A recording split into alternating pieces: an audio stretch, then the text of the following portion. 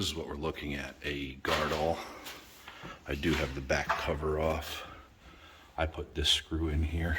They had this beautiful gem in there with a couple pieces of plastic washer in it. I just tightened up the bolt work because when this bolt work, you would throw this back, the bolt work would actually creep itself right back out. So that's tightened. I am going to put another screw in here. I took that off because I'm trying not to get their name in there. The pickup they had totally off. Took me literally 20 minutes to get this safe open, back dialing and everything else with this. And the biggest problem, well, not the biggest, but here's another problem. The bolts, since the safe wasn't closing right, they ground. Let's see if we can get you a better picture. They ground this in. You can see where the cutter wheel hit it. On all the bolts, there's a better view.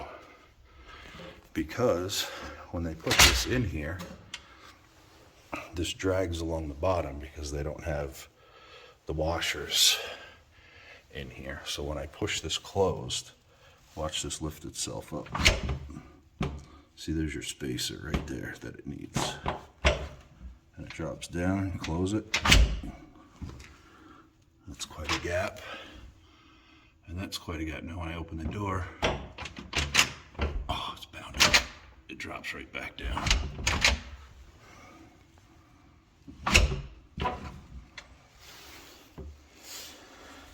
And you know, it's cracked up to normal, but I did have to change the pickup point on this because it was totally set to the wrong pickup point, you know, for vertical drop and stuff like that.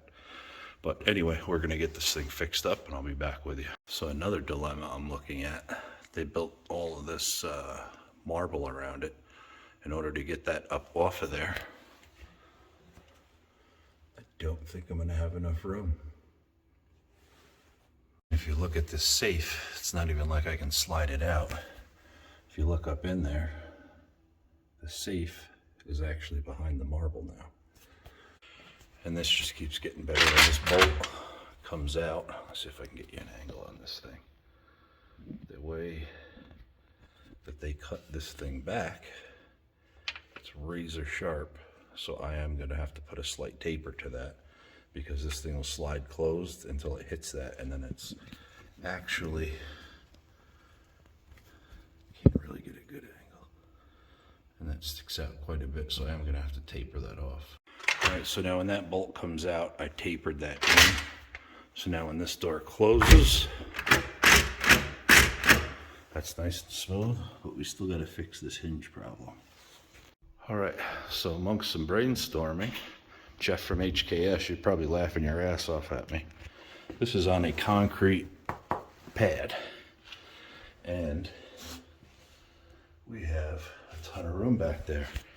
The wheels are going this way, so we're gonna shove this back in there.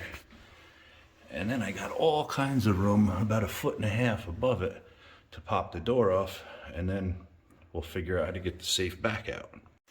Okay, safe is back in the hull. Break out the shims. Of course, laying over here, the shims. Go freaking figure. All right, so we got the shims in. I'm in a little cubby hole back in here. And this door now works perfect. Now we just got to get the safe back across this hole. We had plenty of room in here to work. Okay, so the 2 screws are correct in here.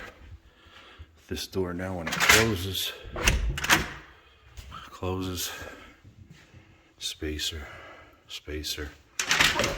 everything works good, as it should, and I redid the combination. All right, and the way I figured this out, that it can go back, I looked out this window, and I saw that great big room right there, and I said, this thing's gotta be able to go back. And then when I looked at it,